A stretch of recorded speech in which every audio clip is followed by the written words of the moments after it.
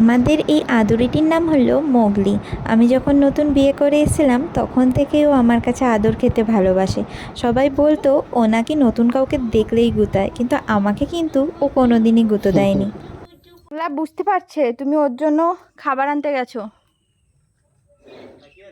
হ্যাঁ, খুব বুদ্ধিমান তো আমাদের মোগলা।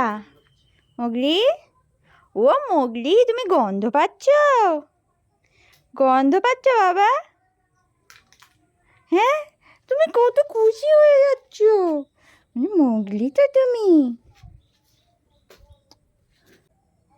ছানি দাদা তোমার জন্য ঘাস আনতে গেছে বাবা, কাঁচা পাতা আনতে গেছে।